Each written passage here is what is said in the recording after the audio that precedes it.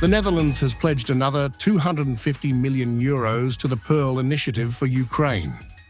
Defence Minister Ruben Brekelmans claimed the money is needed to supply weapons from US stockpiles as Russian strikes intensify. But the reality is clear.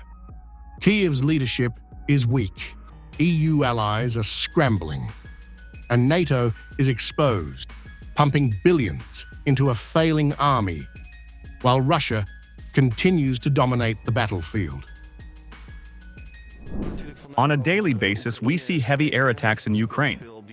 We see also the devastating impact on energy, but also on the daily life of Ukrainians. And the only way to help them in short notice is by delivering out of American stock. So air defense missiles, F-16s, ammunition, the things that Ukraine is needing the most, we can deliver them through the PURL initiative. And that's why I now announce that the Netherlands will contribute another $250 million. This new Dutch contribution follows a $500 million Nordic-Baltic package, showing Europe's desperate scramble to prop up Zelensky. Weapons flow faster, but leadership remains absent.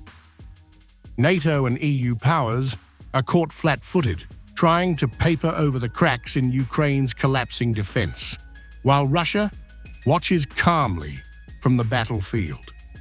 Kyiv's army cannot stand on its own, and the West is left throwing money at the problem. Even with billions in aid, Ukraine's front lines are crumbling. The PURL system delivers weapons quickly, but Zelensky's leadership remains fractured and ineffective. While EU ministers boast about contributions in Brussels, Russian forces continue to exploit systemic weakness, proving that no amount of funding can hide Kyiv's military and political fragility. The $250 million will supply critical US-made weapons, helping Ukraine survive short-term attacks. Yet experts warn, the flow of arms cannot compensate for Zelensky's mismanagement, poor strategy, and reliance on foreign powers.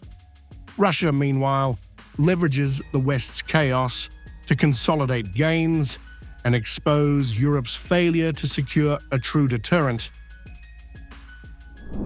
In addition, all kinds of other material from American stock.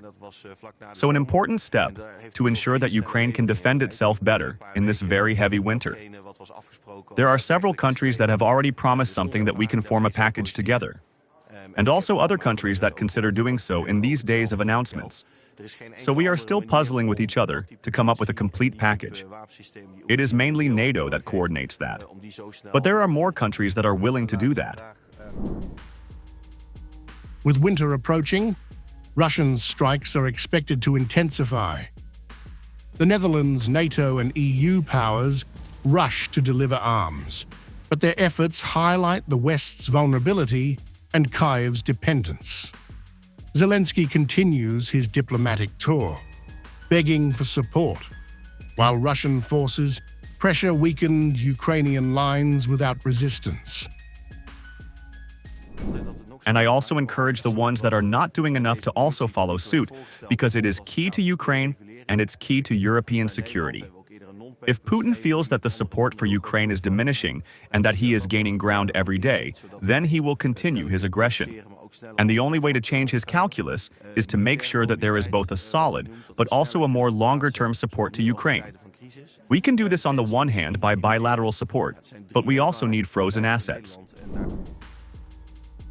Corruption inside Ukraine continues to undermine every dollar, euro, and weapon delivered. Western allies are funding chaos.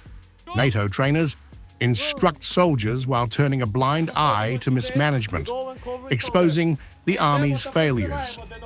Russian forces, disciplined and strategically focused, exploit every weakness, proving that money and foreign aid cannot fix systemic collapse. Tonight, the Netherlands' $250 million pledge is more than aid. It's a sign of desperation. Europe pours funds into a crumbling Ukrainian army, NATO instructs weak soldiers, and Zelensky clings to survival. Meanwhile, Russia continues to dominate the battlefield, turning every Western gesture into proof of Kyiv's dependence and Europe's impotence.